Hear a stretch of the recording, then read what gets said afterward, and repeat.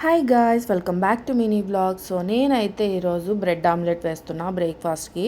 So ముందైతే ఒక plate తీసేసుకొని దాంట్లో ఉప్పు, కారం, పసుపు, కొంచెం గరం మసాలా వేసేసుకొని నెక్స్ట్ వచ్చేసి వాటర్ పోసుకుంటున్నాను అనమాట. వాటర్ ఎందుకంటే డైరెక్ట్గా ఎగ్ గనక ఆ పౌడర్స్లో వేసేస్తే అదైతే అస్సలు మిక్స్ అవ్వదు అనమాట. మనకి ఆ కారం, ఉప్పు, పసుపు ఇవేమి కూడా మిక్స్ అవ్వవు అనమాట ఎగ్లో. సో అది ఫేస్ చేసిన వాళ్ళకి బాగా తెలుస్తుంది. సో వాటర్ పోసి కనుక మనం ఇట్లాగా మిక్స్ చేసామంటే మాత్రం సో మంచిగా అయితే మిక్స్ అయిపోతుంది అనమాట. నెక్స్ట్ వచ్చేసి ఒక ప్యాన్ తీసుకొని దాంట్లో మనం ఇట్లాగా ఆయిల్ పోసేసి మనం ప్లేట్లో తీసుకున్నాం కదా బ్రెడ్ ఎగ్ అనేది.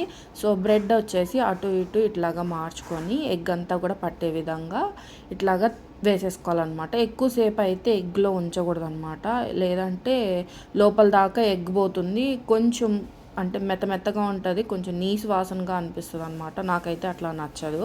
సో అందుకని జస్ట్ పైన అట్లాగా అటు ఇటు మార్చేసుకొని వెంటనే ఇంకా పెను మీద పెట్టేసుకున్నా.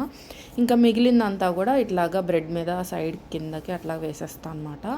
సో ఇదొక విధంగా చేసుకుంటా. ఇంకోటి ఏంటంటే డైరెక్ట్ ఆమ్లెట్ వేసేసుకొని ఇంకా బ్రెడ్ వచ్చేసి అటు ఇటు మార్చేసుకుంటా అనమాట వెంటనే. సో అదొక విధంగా చేసుకుంటా నేనైతే.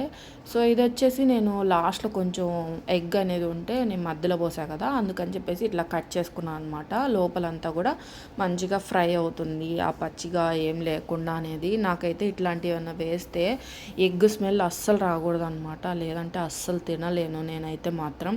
సో కేక్స్లో కూడా అప్పుడప్పుడు కొంచెం ఎగ్ స్మెల్ వస్తుంది అనమాట. ఆ టైంలో కూడా నేను అసలు తినలేను, నేను నీచు వాసన లాగా అనిపిస్తుంది. సో ఇదైతే మంచిగా రోస్ట్ అయిపోయింది అనమాట, కలర్ కూడా చాలా బాగా వచ్చింది. సో మీరందరూ కూడా ఇదే విధంగా ట్రై చేస్తారులేండి. ఇదనమాట నా బ్రెడ్ ఆమ్లెట్. నచ్చితే లైక్ చేయండి.